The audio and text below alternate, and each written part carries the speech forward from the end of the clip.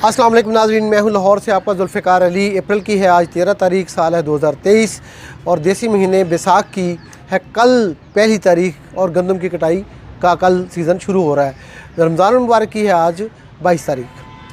आज जो बात करनी है हमेशा की तरह, सबसे पहले मैं आपको रेलवे के 1,35,000 जो पेंशनर्स हैं उनके लिए और जो मुलाजमीन हैं 60-65 हज़ार उनके लिए एक अहम खुशखबरी है, वो सुनानी है, उसकी तफसील बतानी है। और एक और अहम चीज़ जो पाकिस्तान रेलवे की स्टील मिल में एक इक़दाम हुआ है हैरान कुन, उसके बारे में भी कुछ आपको गुजारिश करनी। और साथ ही आज पाकिस्तान में जो सबसे बड़ा सूबा है पंजाब, उसके एक साबिक़ वज़ीर आला की कहानी सुनानी है कि उनके ख़ानदान ने क्या किया, किस तरह किया। और कबीला है बुज़दार, ताल्लुक़ है तौंसा शरीफ, ज़िला डेरा गाज़ी ख़ान और नाम है उस्मान बुज़दार। अब कुछ लोग तो इसको शायद ये लेंगे कि पीटीआई के जो हमायती हैं वो ये कहेंगे कि शायद उनके ख़िलाफ़ है, और मुस्लिम लीग नून वाले समझेंगे ये हमारे हक़ में है, पीपल्स पार्टी समझेगी कि हमारी कोई हिमायत हो रही है। कतन नहीं, किसी की ना कोई मुखालफत हो रही है ना कोई हिमायत हो रही है, बल्कि इन दस्तावेज़ात की बुनियाद पर जो मेरे हाथ में है, इनकी बुनियाद पर सिर्फ सच। फेक न्यूज़ से आपको पता है कि मेरी एक दुश्मनी और मुखालफत चलती आ रही है, उसको मैंने नेगेट करना है और हर वो बात करनी है जो हक़ है और सिर्फ सच है। तो आप हैरान होंगे इस कहानी को सुन के कि क्या हुआ है। ये कहानी 1982 से उस वक्त शुरू होती है जब तौंसा शरीफ में पंजाब हुकूमत की प्रोविंशियल लैंड, स्टेट लैंड जो है उसकी अलाटमेंट की जाती है। ये अलाटमेंट जो स्टेट लैंड की होती है, इसके लिए जो मार्शल लॉ का रेगुलेशन है वो ये कहता है कि ये उन लोगों को होगी जो वहाँ पे 4 काश्तें कर चुके होंगे ज़मीन पे। वो मज़ारे जो पिछली 4 साल वहाँ पे काश्त कर चुके होंगे, 4 फसलें काश्त कर चुके होंगे 1972 से पहले तक, उनको ये ज़मीन अलाट की जा सकती है और उन मज़ारों को हक़ मलकियत दिया जा सकता है। लेकिन हुआ ये है कि 1982 में तकरीबन 52 एकड़, 413 कनाल और 14 मरले ज़मीन, 52 एकड़ अराज़ी बुज़दार ख़ानदान को अलॉट की गई। और उनमें एक अयूब बुज़दार है और एक जाफ़र बुज़दार है। इन दोनों के जो वालिद हैं वो उस्मान बुज़दार साहब के वालिद हैं, सरदार फ़तेह मोहम्मद बुज़दार। तो इन दोनों को जो अलाट की गई, उनको ये ज़ाहिर किया गया कि ये पिछले 4 साल से उस ज़मीन पे काश्त कर रहे हैं। और अयूब बुज़दार जो उस्मान के भाई हैं, उनको इस अलाटमेंट में शामिल किया गया। और उस वक्त 1982 में उनकी उम्र कितनी थी? सिर्फ 9 माह। और शो ये किया गया कि वो अपनी पैदाइश से 3 साल पहले से उस ज़मीन पे काश्त कर रहे हैं, काश्तकार हैं, ये ज़मीन काश्तकारों को मिलती है। और दूसरे उनके भाई थे जाफ़र बुज़दार। जाफ़र बुज़दार की उस वक्त उम्र थी 4 साल, और 4 साल के बच्चे को और 9 माह के बच्चे को ये ज़मीन अलॉट की गई। और ये कहा गया कि ये काश्त वहाँ पर कर रहे हैं मार्शल लॉ के रेगुलेशन के मुताबिक। ये सरासर उलट था, ना उनकी कोई गिरदावरी थी, ना उनकी ज़मीन की काश्त करने का कोई सबूत था। जाली फ़ाइल बनी, जाली अलाटमेंट हुई और वो लोग जो वहाँ पे महकमा रेवेन्यू के उस वक्त डिप्टी लैंड कमिश्नर थे वो उसमें शामिल हुए और ये सारी अलाटमेंट कर दी गई। इस तरह से उस ज़मीन पे काम चलता रहा। और साल आ गया 2018, जब उस्मान बुज़दार पंजाब के सबसे बड़े सूबे के वज़ीर आला बन गए। और इमरान ख़ान ने, जो पीटीआई के चेयरमैन हैं, उन्होंने इस बुनियाद पर उनको वज़ारत आला दी कि ये एक नहायत पसमानदा इलाके से ताल्लुक़ रखते हैं, इनके घर में तो बिजली भी नहीं है, नहायत गरीब आदमी और शरीफ आदमी है, और इनका वज़ीर आला बनने का मतलब ये है कि पंजाब तरक्की करेगा। अब जो उस्मान बुज़दार ने तरक्की की है, जो पंजाब को तरक्की कराई है और जो ज़ाती तरक्की की है, उसके बारे में मैं आपको बताता हूँ। अब सबसे पहले तो ये जो ज़मीन का इंतकाल हुआ 1982 में, उसका इंतकाल नंबर है 1950। ये मैं डॉक्यूमेंट पढ़ के आपको इसलिए बताना चाह रहा हूँ कि ये सारी चीज़ें आपके सामने हों। ये 1982 में 4 सितंबर को अलॉट की गई। ये जो इंतकाल नंबर मैंने आपको 1950 बताया है, ये 4 सितंबर 1982 को अलॉट की गई। और उस वक्त जो तारीख़ पैदाइश है 9 माह के बच्चे अयूब की, वो जो डॉक्यूमेंट्स में मिल रही है वो है 1 जनवरी 1982। और जाफ़र की उम्र है उस वक्त 21/8/1978 उनकी तारीख़ पैदाइश लिखी हुई है। तो 4 साल उनकी उम्र है। तो ये अलाटमेंट हुई, काम चलता रहा। अब इस खेल को वहाँ के इलाके के सभी लोग जानते थे। अब बीच में जब वज़ीर आला बने तो उन्होंने वजारत महकमा ज़राअत को कहा कि वहाँ पे डेवलप करो इस ज़मीन को, और ज़मीनें भी और ये भी डेवलप करो। तो ज़मीन पे जैतून के बाग लग गए। जैतून की कीमत इस वक्त पाकिस्तान में भी और इंटरनेशनली भी इतनी ज़्यादा है कि आप समझें कि वो जैतून का बाग नहीं है, वो सोने की कान है। वो ज़मीन जिसकी मैं अब 52 एकड़ की बात कर रहा हूँ, वो सोने की कान बन गई। वहाँ पे 2 और लाठी और भी थे उस वक्त जिनको अलॉट की गई, वो भी इन्हीं के ख़ानदान के लोग थे, उनके नाम भी हैं, लेकिन वो गैर सियासी लोग हैं। समझिए कि सब एक ही ख़ानदान के अंदर ये घूम रहा है। जैतून के बाग डेवलप हो गए और फिर सरकारी पैसा खर्च हुआ। उसके बाद हुआ ये कि 2019 में चीफ़ मिनिस्टर उस्मान बुज़दार ने एक नया ऑर्डर जारी किया, एक नया कानून बना। उस कानून की कापी ये मेरे पास मौजूद है, जिसका नोटिफिकेशन उस वक्त के गवर्नर ने किया। ये मैं आपको करीब ले जाकर दिखाता हूँ, ये आप इसको पढ़ भी लें। ये आपने पढ़ ली होगी। अब ये बात महकमा एंटी करप्शन पंजाब को भी पता चल गई थी, नैब को भी पता चल गई थी, और लोगों को भी पता होगी, सरकारी लोगों को। तो इसकी इंक्वायरीज हो चुकी थी। एक चौहान साहब हैं, बशीर अहमद चौहान, उन्होंने एक कंप्लेंट भी की थी इस बारे में एंटी करप्शन को। तो इंक्वायरी ठप हुई थी। उन्होंने दोबारा जब हमजा शहबाज वज़ीर आला बना तो उसने मामले को अच्छा अपने लिए समझा, और उन्होंने समझा कि अब तो ये खिड़की में आए हुए हैं तो इनकी इंक्वायरी कराओ। तो उन्होंने इंक्वायरी शुरू कर दी। तो उस वक्त असिस्टेंट कमिश्नर तौंसा को ये इंक्वायरी सौंपी गई बाय द डिप्टी कमिश्नर डेरा गाजी खान। तो उसकी रिपोर्ट भी मेरे पास उस इंक्वायरी की भी मौजूद है। तो उसमें ये साबित हो गया कि जनाब ये फ़ाइल सारी जाली थी, क्योंकि 9 माह के बच्चे को तो ये अलॉट हो ही नहीं सकती थी। और उसके अंदर उस वक्त कास्ट के जो डॉक्यूमेंट लगे थे महकमा रेवेन्यू की जानिब से, वो भी जाली थे। 1986 में जाके इस ज़मीन का जिस पर अलॉटमेंट हुई थी उसका इंतकाल भी हो गया।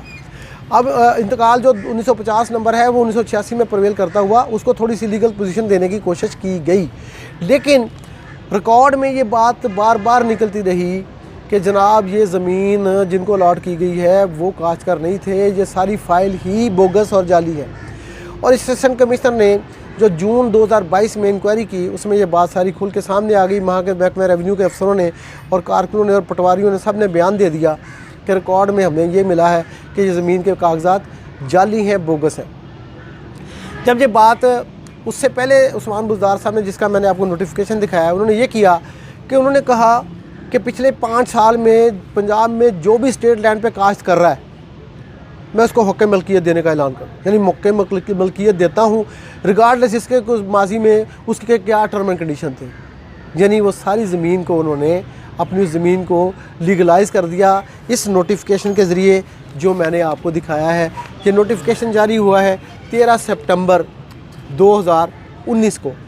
13 सितंबर 2019 का ये नोटिफिकेशन है, ये आप देख सकते हैं। ये जारी हुआ जिसमें हक़ मलकियत उस ज़मीन का देने के लिए जारी किया गया और उसको लीगलाइज़ कर दिया गया। अब मुझे बताइए, इस बात का एंटी करप्शन पंजाब को पता चला। उन्होंने उस्मान बुज़दार को कहा कि ठीक है, अगर आपके पास इस बारे में कुछ कहने को है तो ले आए। तो उन्होंने उनको 30/3/2023 को नोटिस जारी किया, ये नहीं आए। फिर उन्होंने 7/4/2023 को नोटिस जारी किया, नहीं आए। फिर उन्होंने 8/4 यानी अब से कोई 4-5 दिन पहले आखिरी नोटिस जारी किया कि आ जाएँ, ये फिर भी नहीं आए, बल्कि शायद ज़मानत पे हैं किसी कोर्ट की जानिब से। उस्मान बुज़दार साहब, अगर आप सच्चे हैं तो फिर अदालत के पीछे छुपने की क्या ज़रूरत है? आप जाके उनको बता दें कि जनाब मेरे पास सारे दस्तावेज़ात मौजूद हैं, तो मैं तो इसका लीगल मालिक हूँ। और उन्होंने दरमियान में ये किया 2021-20 में, ये भूल गया मैं आपको बताना कि उस्मान बुज़दार साहब ने इस ज़मीन में अपना नाम भी डाल दिया। यानी इसी राज़ी में उन्होंने अपना नाम डाल दिया तौंसा में, और उसके ऊपर अपना एक तौंसा या बुज़दार हाउस बना लिया, अपना घर भी बना लिया, हवेली भी बना ली। तो सारी नजायज़, जब वो चीफ़ मिनिस्टर थे, ये उस चीफ़ मिनिस्ट्री के दौर की ही बात कर रहा हूँ। ये सब जानते बूझते खामोश रहे चीफ़ सेक्रेटरी उस वक्त के, खामोश रहे सेक्रेटरी रेवेन्यू, खामोश रहे senior member board of revenue, खामोश रहा वहाँ का डिप्टी कमिश्नर, सभी ने चुप साधे रखी, क्योंकि ऊपर चीफ़ मिनिस्टर उस्मान बुज़दार बैठे थे, वसीम अकरम प्लस जो कि इमरान खान कहते थे कि ये हमारा बेहतरीन लीडर है। अब उस्मान बुज़दार साहब ने 2021-22 में जो नाम अपना शामिल किया ज़मीन में, तो उस ज़मीन के उन खसरों में उस्मान बुज़दार नाम का बंदा 1966 से लेके, बल्कि 1962 से लेके 2017-18 तक कोई काश्तकार नज़र नहीं आता लिस्ट में। उस ज़मीन के उन खसरों में, उस अराज़ी के अंदर सरकारी पे कोई मज़ारा, कोई काश्तकार कभी कुछ नहीं है। और ये ज़मीन अलॉट हो भी नहीं सकती थी एक और कानून के तहत भी कि इनकी कोह सलमान में, तहसील कोह सलमान में ज़मीन है, जिनकी किसी दूसरी जगह पे भी पंजाब में ज़मीन होगी उनको स्टेट लैंड उस मज़ारे को अलॉट नहीं होती। तो ये वो भी उसकी खिलाफ वर्जी भी हुई। तो ये सारा, तो बुज़दार साहब आप अदालत के पीछे मत छुपें, पेश हों। और इमरान खान जिन्होंने इनको वज़ीर आला पंजाब बनाया था, वो इसे अब ये नहीं कह सकते कि मुझे पता नहीं था। ये पता उनको भी था, उनके लोगों को भी था। और वो लोग जो बीच में फ्रंट मैन थे, मैं नाम नहीं लेना चाहता, बात पोलिटिसाइज हो जाएगी, तो ये बात आपको बताना चाह रहा था। दूसरी छोटी सी बात, उस्मान बुज़दार साहब का ये आज सारा पोस्टमार्टम करते हैं। उस्मान बुज़दार साहब की मैंने सैलरी स्लिपें ली पंजाब असम्बली से, और वहाँ पे जो निकला वो ये निकला कि जनाब वो सैलरी के ऊपर सिर्फ महीने का, मेरी और आपकी सैलरी अगर जो भी है उसके ऊपर जो टैक्स आपका कट रहा है, तनख्वाहदार तबका जानता है कि कितने हज़ारों रुपए कटते हैं, तो वो टैक्स देते थे 100 रुपये महीना। उस्मान बुज़दार साहब का महीना का इनकम टैक्स था 100 रुपये, और जो उनका एग्रीकल्चर लैंड थी कोई टैक्स नहीं। उसके अलावा वो, मैं आपको और इंटरेस्टिंग बात बताऊं, मुल्तान के जो रीजनल टैक्स ऑफिस है FBR का, वहाँ पे आज भी आपसे ये नहीं समझिए कि डॉक्यूमेंट्स में आज भी वो क्या पेशा रखते हैं। उनका पेशा है ठेकेदार बराए सरकारी बिल्डिंग, यानी गवर्नमेंट बिल्डिंग्स ठेकेदार के नाम पे, कॉन्ट्रैक्टर के नाम पे वो रजिस्टर्ड है। एक और वाक़या ये कि ऑडिटर जनरल पाकिस्तान ने 2021 की जो रिपोर्ट, 2021-22 की जो रिपोर्ट इशू की, उसमें उन्होंने कहा कि 42 अरब रुपए की जो करप्शन, बदनवानियाँ और बेकायदगियाँ हुई हैं पंजाब के अंदर दौरान वज़ीर आला उस्मान बुज़दार, और उसमें उन्होंने कहा कि 86 अरब रुपए का रिकॉर्ड जो है वो गायब है या ऑडिट टीमों को फराहम नहीं किया गया। इस पर वो ऑडिटर जनरल पाकिस्तान के दफ्तर ने शदीद एहतजाज किया। अब प्रोसेस ये होता है कि जब ये ऑडिट रिपोर्ट आती है तो गवर्नर पंजाब के ज़रिए ये जाती है public accounts committee of the Punjab assembly. Punjab की पब्लिक अकाउंट्स कमेटी में ये रिपोर्ट जाने की बजाय पंजाब की कबीना में पेश कर दी गई। अब एक और लतीफ़ा सुने कि पंजाब पब्लिक अकाउंट्स कमेटी का जो चेयरमैन होता है नॉर्मली अपोजिशन का लीडर होता है, तो वहाँ अपोजिशन का लीडर की बजाय यावर बुखारी जो उस वक्त सूबाई वज़ीर थे, यानी सूबाई वज़ीर जो हुकूमत का हिस्सा है, वो पब्लिक अकाउंट कमेटी के चेयरमैन भी थे। यानी एक FIR जो ऑडिटर जनरल पाकिस्तान ने माली लिहाज से दर्ज कराई है हुकूमत पंजाब के ख़िलाफ़ और वज़ीर आला के ख़िलाफ़, उसका जो जज है PSC का चेयरमैन वो ख़ुद सूबाई वज़ीर है, यानी हुकूमत का हिस्सा है। तो उसने उस पर क्या एक्शन लेना था। SHO खुद जो है वो ऊपर बैठा है और हुकूमत में बैठा है, तो उसके ऊपर पर्चा दर्ज कहाँ होना है। तो सूबाई कबीना ने उस रिपोर्ट को डंप कर दिया, बजाय PSC में उन खिलाफ वर्जियों का, उस करप्शन का एक्शन लेते। उस करप्शन में है क्या क्या, उसमें 4 अरब रुपए तो फयाज़ चौहान के दौर के और बाकी वज़ीर इत्तलात के दौर के वो हैं जो उन्होंने इश्तहारबाजी की अपनी हुकूमत के लिए, वो मेरिट से हट के ठेके दिए गए, वो मेरिट से हट के लोगों को नवाजा गया, और 4 अरब रुपए वो अगर करप्शन से लफ्ज़ नरम करूं तो वो मिसयूज़ हुए। महकमा ज़राअत, महकमा इत्तलात के 62 अरब रुपए का रिकॉर्ड जिसकी वज़ीर यास्मीन राशिद साहिबा थी वो गायब है, वो उनको नहीं दिया गया। ऑडिटर जनरल पाकिस्तान इस पर चीखे हैं। इसके अलावा कोई तकरीबन 1 अरब और 84 करोड़ रुपए का रिकॉर्ड और गैर कानूनी तौर पे गायब है उन लोगों का कि जिनके शनाख्ती कार्ड नहीं थे, और वो नंबर है उनका तकरीबन 16,337 खिदमत का इंसाफ कार्ड। ये वो लोग हैं जिनके शनाख्ती कार्डों के बगैर इनको जारी हुए, और 1 अरब 86 करोड़ रुपए का जो हेल्थ कार्ड था वो इस्तेमाल हुआ, और ये पता नहीं कि ये कौन थे। ये घोस्ट कार्ड इशू हुए थे जिनके नाम पे ये हेल्थ कार्ड की पैसे जारी हुए, अमदादी रकम जारी हुई, हेल्थ कार्ड नहीं, अमदादी रकम की बात कर रहा हूँ, अमदादी रकम जारी हुई। तो ये सारी की सारी रिपोर्ट अब दफन है।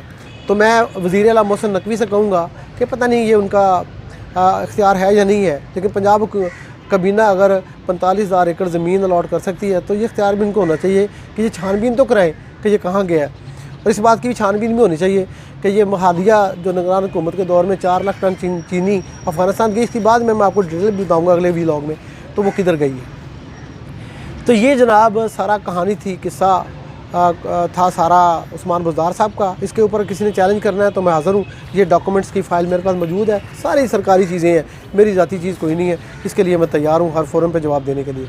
और जो पेंशनर्स हैं रेलवे के, उनके लिए खुशखबरी आज सुना दूँ।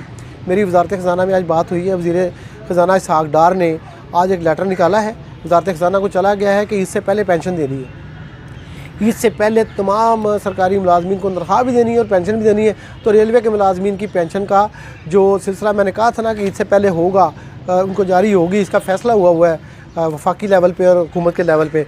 तो इसकी आज एक प्रैक्टिकल शक्ल नज़र आई है। तो इंशाल्लाह 18 तारीख को जो है वो पेंशन आपको मिल जाएगी। वीलॉग बहुत लंबा हो गया है। स्टील मिल वाला मैं जो लाहौर की है रेलवे की, उसके बारे में आपको बाद में बताऊँगा।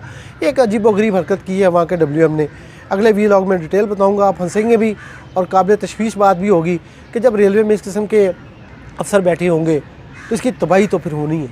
आपका बहुत शुक्रिया। अगले वीलॉग में दोबारा हाज़िर होऊंगा। जुल्फ़िकार अली को लाहौर से इजाज़त दीजिए। खुदा हाफ़िज़।